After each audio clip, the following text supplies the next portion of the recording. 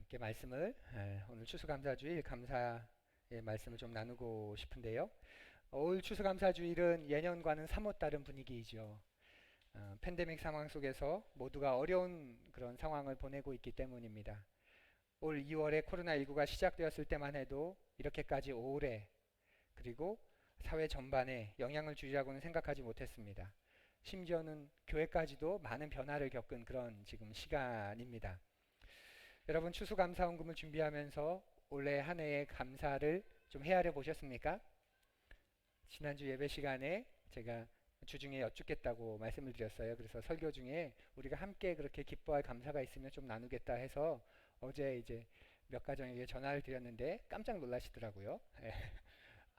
그래서 더 이상 전화를 하면 내가 죄 짓는 것일 수도 있겠다 하는 마음으로 전화를 안 드렸습니다. 혹시 나 기다렸는데 하는 분이 계시다면 그렇게 다른 지체를 섬기는 마음으로 이렇게 품어주시기 바라고요. 제가 전화를 드린 지체분들은 죄송합니다. 제가 사랑해서 가장 먼저 기억나는 분들이라 그렇게 전화를 드린 겁니다. 올 한 해 여러분 어떤 감사가 있으십니까? 별다르게 없는 듯한데 또 헤아려 보니까 넘치진 않으셨나요? 하나하나 감사거리라고 고백하다 보니까 또 마음이 따뜻해지지 않으셨습니까? 하나님은 우리를 삥 뜯는 분 아니십니다. 감사원금 우리가 교육적인 부분 때문에 절기가 되면 절기 감사원금 우리가 드리지만 감사원금 안 드리셔도 됩니다. 교회가 서운해하지 하나님은 서운해하지 않으십니다. 하지만 감사를 헤아려 보지 않고 기억하지 않는 것은 하나님이 슬퍼하십니다. 그래서 이렇게 특별한 절기를 만들어 주신 게 아닐까요? 여러분은 감사하면 어떤 것이 먼저 떠오르십니까? 어떤 분들은 감사라고 하면 엄청 고통스러워 합니다. 왜 고통스럽냐면 그 감사가 떠오르지 않아서 감사가 없다고 생각해서이지요. 그래서 울며 겨자 먹기로 감사를 억지로 끌어냅니다. 어떤 감사가 있으세요? 고통스럽게 끄집어내는 거죠. 그리고 아무 감흥 없이 말합니다. 사는 게 감사하죠. 잘 지내서 감사해요. 네, 범사에 감사합니다. 예, 그 마음과 마음의 그 깊은 자세에서 감격해서 정말 그 기뻐하면서 하는 말과 어쩔 수 없이 뭔가는 끄집어내야 되겠는데 마땅한 것이 떠오르지 않아서 그냥 사는 게 감사해요. 그냥 범사에 감사하죠. 그렇게 말하는 것과는 다르죠.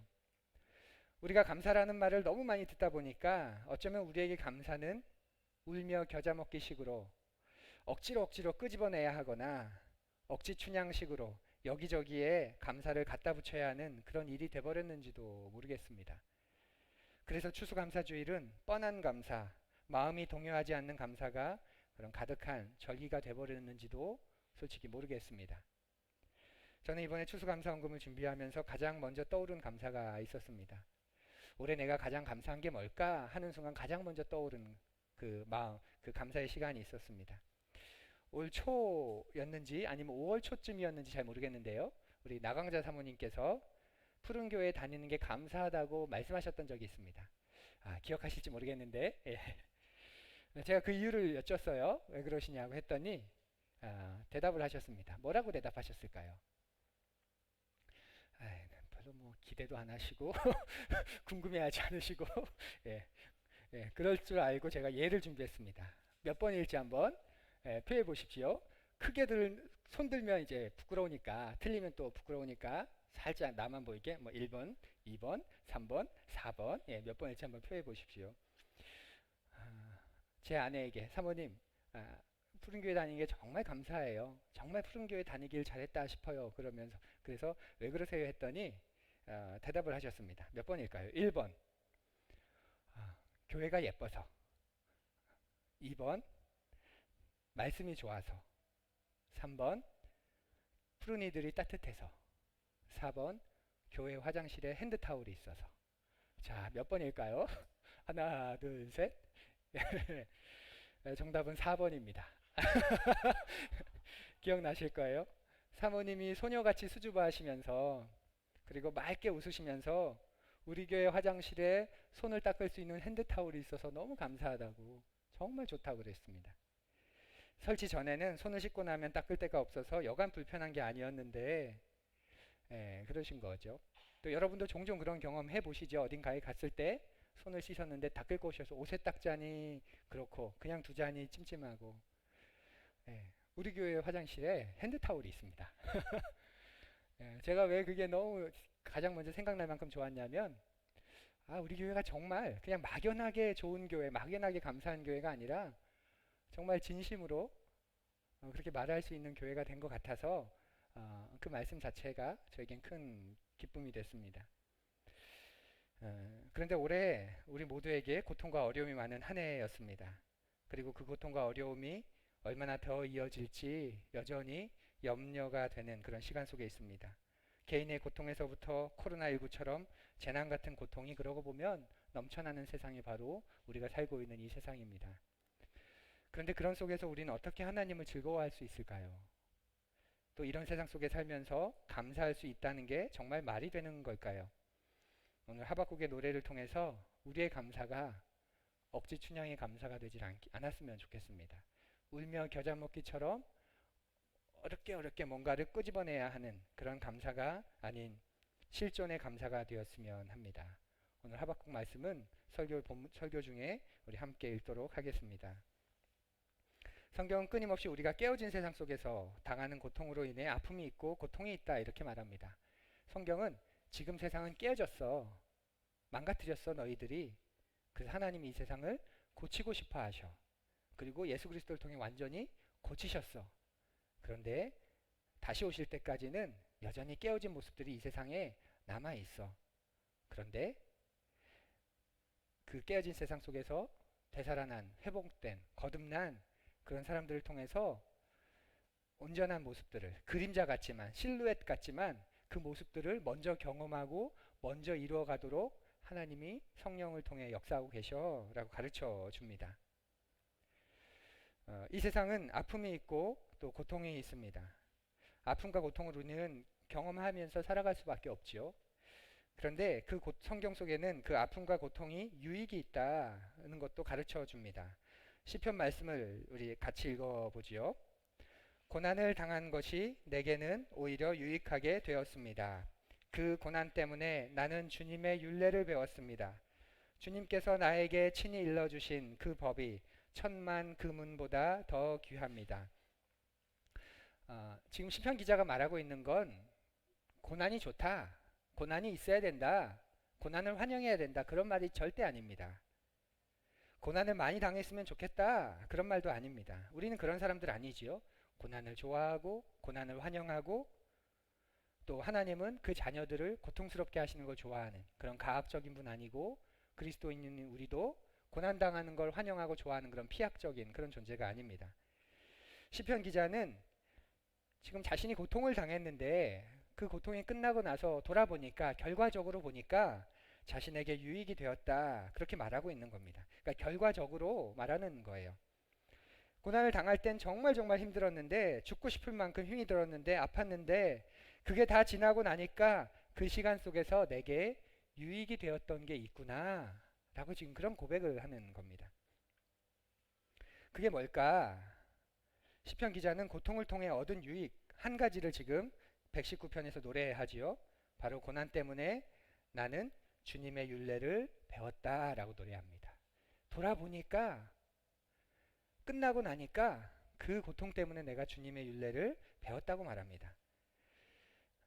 그래서 주님께서 나에게 친히 일러주신 그 법, 그 율례가 천만 그 문보다도 더 귀하다 이렇게 송축합니다. 여러분 이 주님의 율례가 할 때 이 율례가 뭘까요? 율례는 인간을 향한 하나님의 뜻을 말합니다. 율례가 뭐라고요? 하나님이 율례를 우리에게 내려주시는데 그 율례 속에는 인간을 향한 하나님의 뜻들이 들어있는 겁니다. 거긴 두 가지 정도가 크게 정리하면 두 가지 정도가 들어있습니다. 이것은 성경 전체가 가르치는 것이기도 한데 첫째는 내가 누구인가 하는 겁니다. 내가 누구인가. 우리가 성경을 읽고 묵상하거나 예배를 드리며 말씀을 듣거나 할 때 발견하게 되는 게 있죠. 바로 내가 누구인가 하는 겁니다. 내가 누구인가. 시편 기자는 고난을 통해서 하나님의 율례 중심축, 바로 내가 누구인지를 배웠다고 말하는 거예요. 그 고통 속에서, 그 아픔 속에서 내가 누구인지를 돌아보니까 깨닫게 되었습니다. 알게 되었습니다. 그렇게 말하는 겁니다. 또 율례의 중심축 두 번째는 바로 하나님은 누구신가 하는 겁니다. 성경 전체가 이 두 가지를 말하고 있습니다. 나는 누구인가? 그리고 하나님은 누구신가? 시편 기자는 자기가 고난당하는 시간을 통해서 이 두 가지를 배웠다고 말합니다. 사람은 고통을 통해서, 또 고통은 사람으로 하여금 그 자신의 진실된 모습을 보게 해 줍니다. 고통이 없이는 사람들은 자기 자신의 모습을 보지 못합니다. 여러분과 저는, 그리고 우리는 자기 자신을 위장하는데 굉장히 능숙하다는 거 아십니까? 자기 자신을 감추는 모습에 내가 가지고 있는 재산, 내 학력, 내가 얼마나 배웠나, 내가 어느 학교를 나왔나, 내 직업, 내가 어느 직장을 다니고, 내가 얼마나 버는지, 또 내가 어떤 경력을 가지고 있는지, 내가 어떤 명예를 가지고 있는지, 이런 것들을 가지고 자신의 한계, 내가 누구인지를 실제적으로 보지 못합니다. 그게 나라고 생각하는 거지요. 내가 가지고 있는 돈, 내가 이룬 경력, 내 직장, 내가 이룬 명예, 이런 것들이 사람은 나라고 생각합니다. 그런데 그런 것들이 고난을 통해 어느 순간 무너져 버립니다. 그러면 사람들은 내가 없어졌다고, 내가 사라졌다고 그렇게 느낍니다. 그래서 어떤 사람은 극단적인 선택을 하기도 하고 심한 우울증과 무기력에 빠지기도 하지요. 분명히 그게 자기가 아니었는데 그걸 자기라고 생각해서 그게 무너지고 나니까, 고난이 닥치고 나니까 어찌할 바를 모르는 거지요. 그래서 사람은 고난이 닥치면 내가 누구인지에 대해 고민하게 됩니다. 그리고 그 속에서 내가 얼마나 연약한 존재인지, 내가 얼마나 이기적인 존재인지를 발견하게 되는 거예요. 실제로 젊은 친구들이 하나님을 믿는데 어려움이 많습니다. 교회 학교가 죽었다, 청년부가 사라졌다, 한국교회를 향해서 그런 말들을 많이 하지요. 젊을 때 어려움을 겪지 않는 사람은 내게 정말 하나님이 필요한가 하는 퀘스천을 갖습니다. 어려움이 없으면 하나님을 더 잘 믿을 것 같은데, 어려움이 없을수록 오히려 내 인생에 하나님이 정말 필요할까? 라고 퀘스천을 던지는 거죠. 하나님 없이도 그런데도 잘 살 수 있는데, 이렇게 생각하는 청년들이, 인생의 고통의 현장 속에 아직 들어가 보지 못한 친구들이 많이 있을 수 있습니다. 하지만 인생을 살면서 그 고통으로부터 피할 수 있는 사람은 없지요. 20대 정도까지는, 중반 혹은 후반까지는 그래도 고통을 비껴나가서 살 수 있을 겁니다. 외부적인 도움을 많이 받고 내가 신경 써야 할 사람이 나 혼자밖에 없으니까.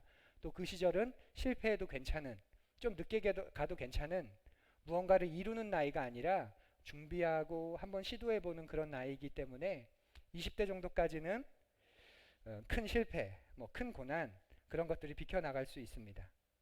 그러나 그 이후에는 반드시 고통이 찾아오지요. 그렇지 않습니까? 여러분 20대 때 별다른 어려움 분명히 있으셨을 수도 있겠지만 30대, 40대 지나가면서 그때는 경험해보지 못한, 그때는 예상해보지 못한 그런 고난과 어려움들이 다가오지 않습니까?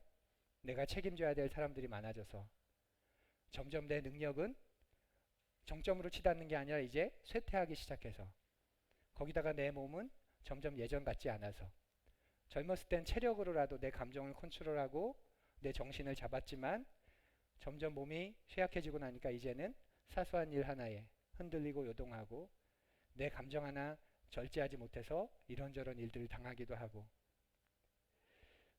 그렇게 시간이 지나오면서 인생이 그렇지 않다는 걸 우리는 알게 됩니다. 그 속에서 우리는 내가 누구인지를 발견하게 되고 정직하게 직면하게 되는 겁니다. 고통이 와야 우리는 하나님을 찾기 시작합니다. 그리고 내가 얼마나 이기적으로 하나님을 대하고 그 하나님을 내 수단으로 사용하려고 했었는지를 보게 됩니다.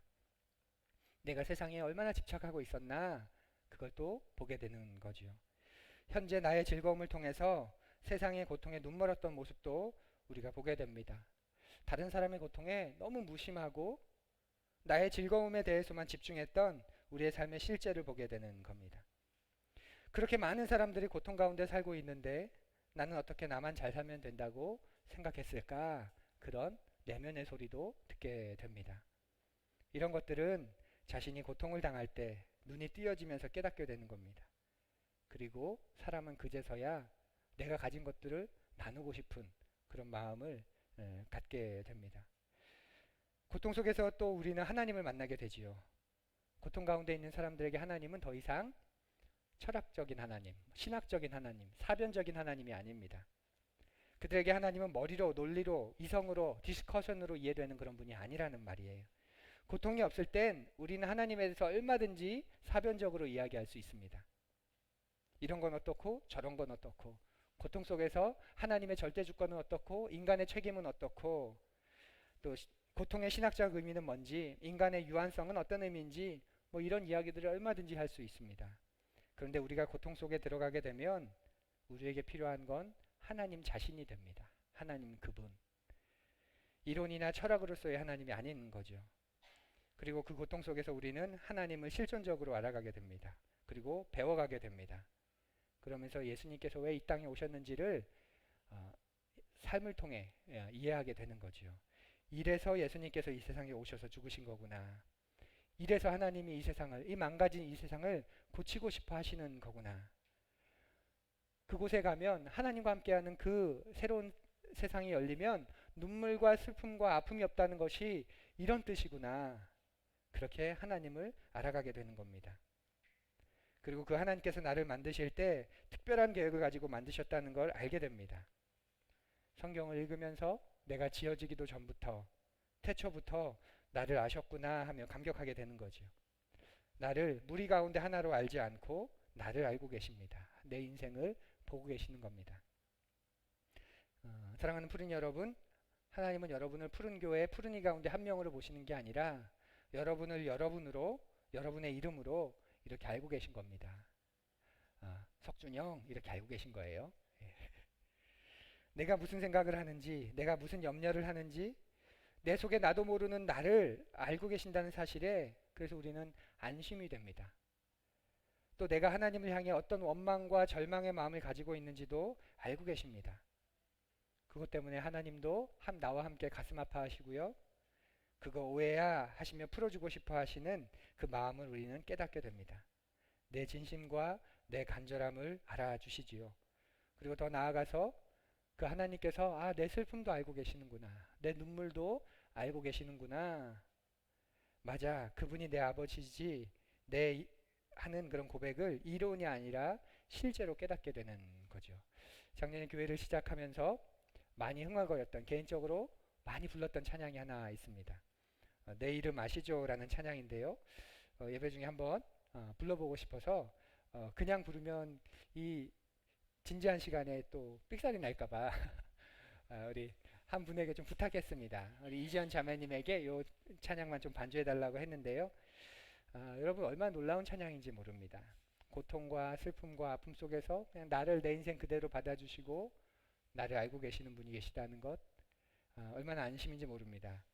제가 영어를 써놓은 이유는 영어로 부르려고 했는데 예배 전에 맞춰봤는데 영어로 불러서는 안 되겠더라고요.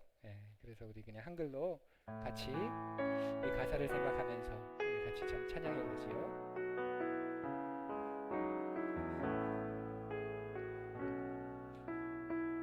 나를 지으신 주님, 나를 지으신 주님, 내 안에 계셔, 내 안에 계셔.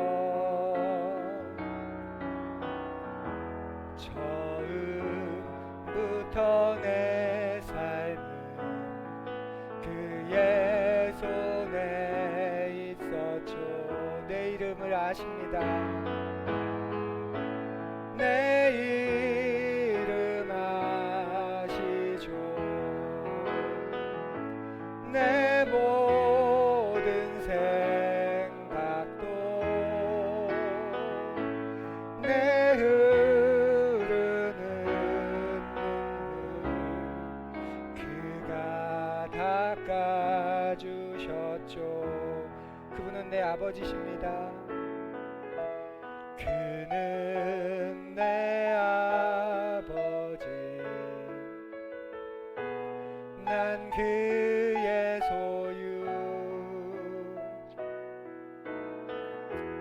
내가 어딜 가든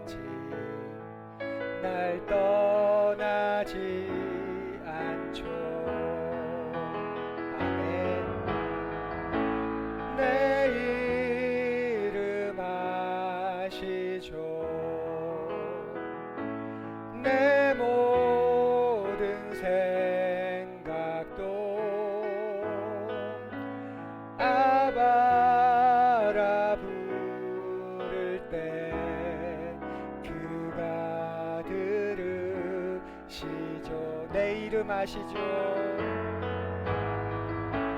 내 이름 아시죠. 내 모든 생각도 내 모든 생각도 내 흐르는 눈물 그가 닦아주셨죠. 내 이름 아시죠.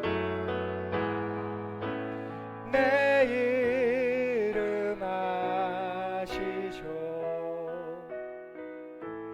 내 모든 생각도 아바라 부를 때 아바라 부를 때 그가 들으시죠. 아멘. 예, 감사합니다. 우리가 함부로 허락하지 않는 자리 우리 이지연 자매님 감사합니다. 주님이 나를 아신다. 내 이름을 아신다. 아바라 부를 때 아버지 부르면 두 귀를 집중해 주신다. 너무 감사하지 않으십니까? 저희 4명의 아이들이 수시로 부릅니다. 엄마 엄마 아빠 아빠. 어느 순간은 귀찮아서 좀 이럴 때가 참 많습니다. 근데 우리 하나님은 그러지 않으시다는 거예요. 내 필요를 아래고 아래고 아래면 들어주시고 들어주시고 그 속에서 우리의 삶을 건사해 주시는 분입니다. 우리에게는 고통이 있습니다. 지금 고통 가운데 계신 분도 계실 거고요. 혹은 과거의 고통이 지금까지 그림자를 드리운 분도 계실 겁니다. 또 살아가면서 고통을 피할 수 없는 게 우리이기도 합니다. 그 고통 속에서 우리는 내가 누구인가, 하나님이 누구신지에 대해서 알게 되었다. 이 시편 기자가 말하는 거예요. 고통을 피할 수 없는데 그 고통을 통해서 내가 누구인지를 더 잘 알게 되었다면 난 정말 하나님이 필요한 존재이구나. 하나님 없으면 정말 아무 희망이 없는 존재이구나.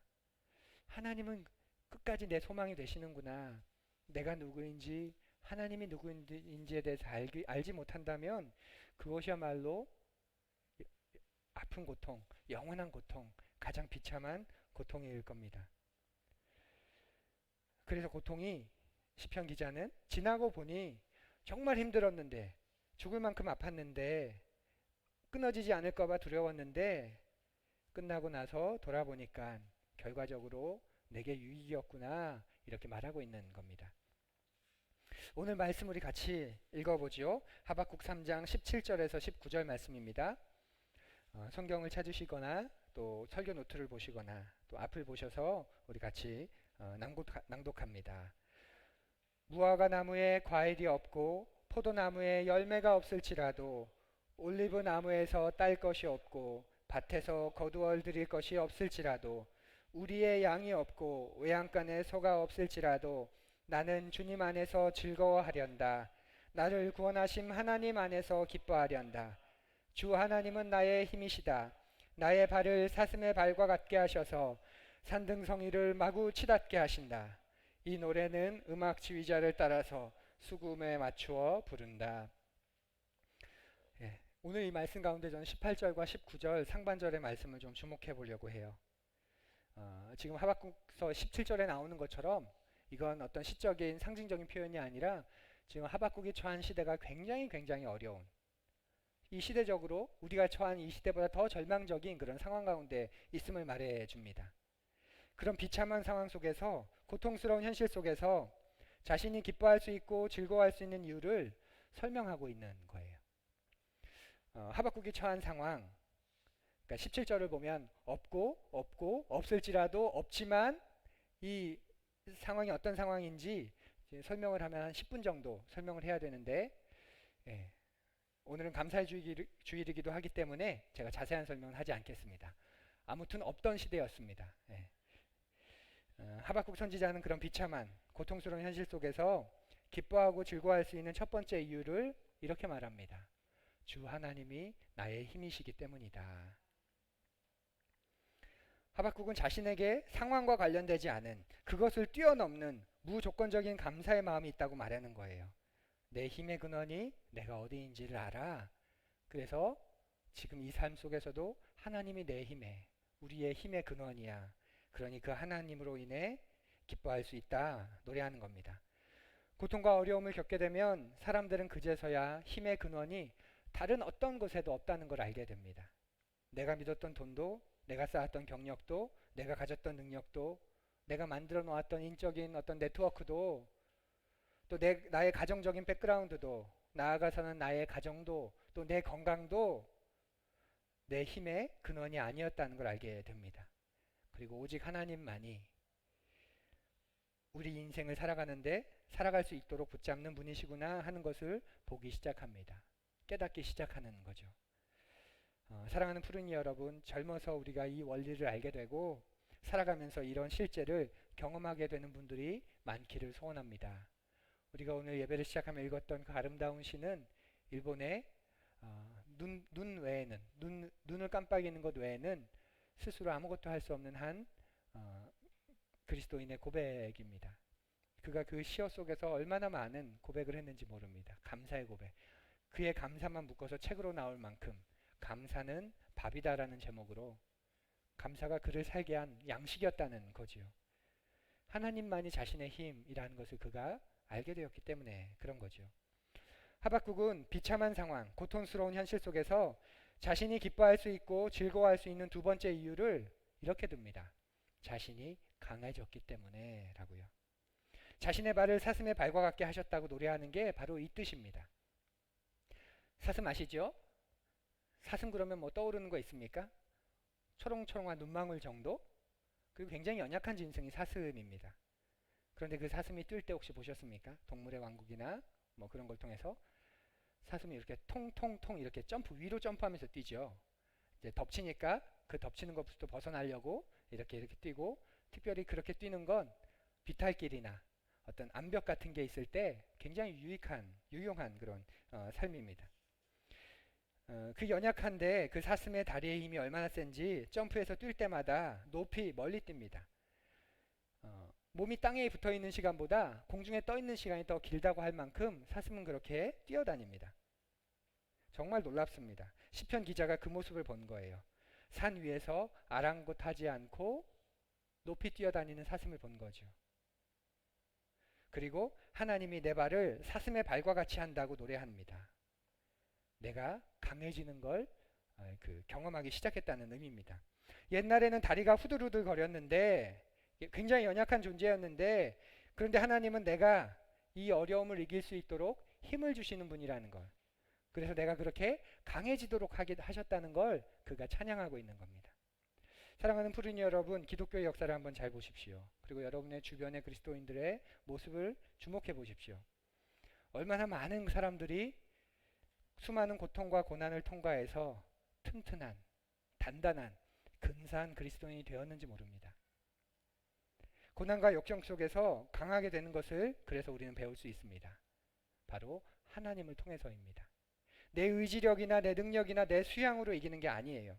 하나님이 나를 붙들고 계시기 때문에 하나님이 내 발을 사슴의 발처럼 강하게 하시는 걸 경험하는 거지요. 이건 이론이 아닙니다. 하박국은 그것을 경험했기 때문에 노래로 불렀습니다.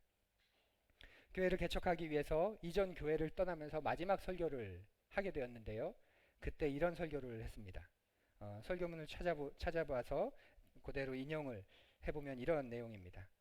영문 밖으로 나가는 저희 가정을 축복해 주십시오. 기도해 주시되 어려움이 없도록 기도하지 마시고 맷집을 가지도록 기도해 주십시오. 치욕이 없도록 기도하지 마시고 거짓에 있는 사람에게는 욕을 먹으며 살아도 당당하도록 응원해 주십시오. 모든 사람에게 칭찬을 들으려고 제 자신을 희석시키며 살지 않도록 기도해 주세요. 설교 가운데 이렇게 당부의 부탁을 드렸습니다. 멋있지 않습니까? 예. 단단해지고 싶었습니다. 개척교회가 어렵다 너무 많이 들어서 나도 어렵겠지. 그런데 그 어려움 속에서 좀 단단해지면 좋겠다. 상황이 나아지는 것만 기다리다가 결코 나아지지 않는 상황 때문에 쓰러지는 그런 사람 되고 싶지 않고, 그 상황 속에서 좀 단단해지면 좋겠다. 좀 단단해졌으면 좋겠다. 그런 진실된 마음이 있었습니다. 그리고 기도한 대로 된다고 제가 지금 맷집을 많이 키우고 있습니다. 작년보다 많이 단단해졌습니다. 제 작년보단 훨씬 더 많이 단단해졌지요. 그래서 얼마나 행복한지 모릅니다. 전에는 산이 높아서 두려웠다면 이제는 제법 높은 곳까지 올라가도 아무렇지도 않은 그런 사람이 되어가는 거지요. 왜냐하면 하나님이 제 발을, 여러분의 발을 붙잡고 계시기 때문에 그렇습니다. 세 번째로 하박국은 그렇게 단단해진 자신이 자신의 높은 곳을 다니게 되었기 때문에 기뻐한다고 이렇게 말해요. 이 부분은 새 번역보다 개역 성경이 훨씬 잘 번역을 한 것 같은데 우리 개역 개정으로 함께 읽어보지요. 앞을 보며 주 여호와는 나의 힘이시라 나의 발을 사슴과 같게 하사 나를 나의 높은 곳으로 다니게 하시리로다. 여러분 유대 지역을 가면 어마어마한 산지입니다. 어마어마한 산지. 그 산지를 사슴들이 뛰노는 걸 밑에서 지금 보고 있는 겁니다. 시편 기자가 그 모습을 상징적으로 시적으로 노래하는 겁니다. 세상의 고통 속에서 사람은 새로운 세계를 경험할 수 있다는 거예요. 나의 높은 곳을, 그 험한 곳을 다니게 하신 하나님. 그런데 이전까지는 지금까지는 경험하지 못한 그 세계를 경험하게 하신 하나님을 누리게 되는 거죠. 여러분에게도 그런 삶의 은혜가 넘쳐나기를 간절히 고대합니다. 작년 사무총회에서 드렸던 말씀 여러분 기억나십니까? 이런 말씀을 드렸습니다. 요즘 시대에 개척을 하는 용기가 대단하다는 말을 들었던 한 해였습니다. 하지만 반쪽짜리 진실이지요. 진짜 대단한 용기를 가진 사람은 목사가 아니라 처음부터 개척교회의 뜻을 두고 함께한 여러분들입니다. 아무리 생각해도 그렇습니다. 여러분은 익숙한 하나님, 편안한 기독교를 포기하고 불편한 하나님, 헌신을 요구하는 기독교를 선택한 것이기 때문입니다. 천지창조 다음으로 어려운 것이 교회 개척이라고 하지요. 통계상으로 보면 개척교회 10곳 가운데 겨우 한 곳이 3년 내 자립한다고 하는 시대에 개척교회의 하나님은 낯설게 느껴집니다. 예측이 불가능합니다. 무슨 법칙이라도 있으면 좋으련만 그런 것도 없습니다. 말 그대로 하나님만 바라보며 하나님의 처분만 기다리며 걸어가는 것, 그게 다입니다. 그런데 그만큼 그런 하나님을 생생하게 경험하는 것도 없습니다. 하나님의 뜻을 구하지 않아도 내가 적당히 해도 굴러가는 교회 속에서는 만날 수 없는 크고 전능하신 하나님이셨습니다. 인간의 생각과 계획을 넘어서는 하나님, 인간의 약함을 통해 강함을 드러내시는 하나님, 나를 더 빨리 가게 하시는 하나님이 아니라 그 길에서 내려와도 사는데 아무 지장 없다 하시는 하나님을 만나게 되었습니다. 익명성을 버리고 실명성을 가지고 신앙생활을 하기로 한 우리에게 하나님께서도 숨어 계신 하나님, 침묵하는 하나님이 아니라 말씀하는 하나님이 되어주셨습니다. 작년 사무총회 때 드린 말씀이죠. 제가 다시 이걸 읽어보면서 놀랐습니다. 내가 이렇게 멋있는 말을? 그러면서 곧바로 든 생각이 작년 한 해에 너 참 어렵긴 어려웠구나. 힘들었긴 힘들었나 보다. 이 고백 안에 절절한 그런 마음이 다시 느껴졌기 때문에 그렇습니다. 하나님 없이 내 힘으로 살 수 있는 인생이라고 생각했고 하나님이 내 인생에 별 가치가 없다고 느꼈는데 어느 순간부터 하나님이 나에게 중요한 분이 되셨고 그 하나님을 통해 세상을 다시 보게 되는 다른 세상을 살기 시작하는 거죠. 마치 사슴이 산 밑에서 노는 게 아니라 산 높은 곳에서 뛰어다니는 것처럼 말입니다. 그 삶이 다른 차원으로 넘어가기 시작하는 겁니다. 감사주일에 고통에 대한 이야기만 해서 죄송합니다, 여러분. 하지만 올해 우리가 많이 힘들었습니다. 어쩌면 여러분 고통 가운데 지금 이 예배 나온 분이 계실 겁니다. 또 고통 때문에 오늘 예배에 나오지 못한 분도 계실 겁니다. 그게 우리의 실존이고 현실입니다. 저도 감사 찬양 여러 곡 부르고 감사거리 나열하고 그래서 감사하자고 무조건 감사하자고 억지로라도 감사하자고 이스라엘이 광야에서 감사하지 않아서 망했다고 그렇게 말씀하면 되게 편합니다. 지금 아픔, 고통, 아프다고 하면 힘들다고 하는 순간 무너질 것 같아서 버티고 있는 여러분에게 막막함과 두려움 그런 거 다 잊어버리고 그냥 감사하라고 말하세요 하면 편합니다. 그런데 우리가 가지고 있는 신앙이 우리의 그런 현실을 잊게 하는 마취제가 아니지 않습니까? 사랑하는 프리니 여러분, 세상의 고통 속에서 우리는 새로운 세계를 경험할 수 있습니다. 언제입니까? 하나님이 계시다면 말이지요. 우리가 그 하나님을 정말 믿는다면 말입니다. 그렇지 않다면 고통은 그냥 고통입니다. 슬픔은 그냥 슬픔일 뿐입니다. 그게 다입니다. 재앙은 재앙이고 또 아픔은 아픔이고 그걸로 끝나는 겁니다. 그러나 만약 하나님이 계시다면, 그리고 그 하나님이 이론과 개념이 아닌 실제로 여러분 한 분 한 분을 여러분의 이름을 부르시고 여러분이 태어나기 전부터 여러분을 위한 계획을 가지고 계시다면, 그래서 그분이 여러분을 아시고 여러분의 걸음걸음을 인도하는 분이시라면 하박국과 같은 이런 삶의 자세가 우리에게도 나올 것입니다. 최악의 상황에서 하박국은 그래서 감사할 수 있었습니다. 다른 시각과 다른 마음으로 세상을 보았기 때문이지요. 그리고 그 속에서 새로운 힘을 얻었습니다. 그리고 그 힘은 세상을 살아갈 만한 충분한 힘이 그에게 되어 주었습니다. 이 땅을 살아가며 우리는 고통을 피할 수 없습니다. 고난을 피할 수 없습니다. 어쩌면 예수를 믿으면 이런 고난과 고통이 다 없어진다. 교회를 통해서나 또 어떤 그리스도인들을 통해서나 그렇게 들으셨을지 모르겠습니다. 우리 교회에서도 그런 소리 듣기 원하셨다면 어쩌면 실망하셨을 수도 있습니다. 우리는 분명 복을 받지만 그 복은 세상 사람들이 말하는 그런 세상적 가치의 복이 아닙니다. 우리에게 복은 하나님을 아는 복입니다. 그 하나님을 누리는 복입니다. 현실적이고 물질적이고 내세적인 복을 넘어서서 오히려 성경은 우리가 이 땅에서 고난을 당할 거라고 말합니다. 그게 성경이 우리에게 가장 먼저 가르쳐 주시는 진실된 이야기입니다. 세상과 현실과 나 자신에 대한 솔직한 이야기이지요. 그런데 그 속에서 우리가 하나님을 만난다면, 하나님을 알아간다면 그 고통 속에서 나와 하나님이 누구인지를 알게 되고 그분이 내 힘의 근원이 되시고 나의 약한 부분을 강하게 하셔서 새로운 세계를 경험하게 하시는 하나님이라는 걸 만나게 된다면, 그 속에서 우리는 억지 춘향의 감사가 아니라 울며 겨자 먹기식의 무엇인가를 끄집어내야 하는 그런 감사가 아니라 진실한 감사가 우리 마음속에 자리 잡을 것입니다. 그리고 그게 이 힘든 세상을 살아가게 하는 힘이 될 겁니다. 여러분과 제가 이것을 조금씩 알아가기를, 그리고 우리 인생을 통해 경험해 가기를 간절히 바랍니다. 제가 여러분을 위해 그렇게 기도해도 될까요? 좀 단단해지게 해주십시오. 이분 좀 단단해, 맷집 좀 갖게 해주십시오. 고난과 고통을 사라지게 하지 마시고 주님 허락해 주셔서 자신이 누구인지, 하나님이 어떤 분인지 알게 해주십시오. 이렇게 기도해도 되겠습니까? 저 그런 기도 잘할 자신 있습니다. 우리가 그렇게 그런 존재가 되어가기를, 그런 감사, 그런 힘이 넘쳐나기를 우리 소망합니다. 우리 조용히 눈을 감고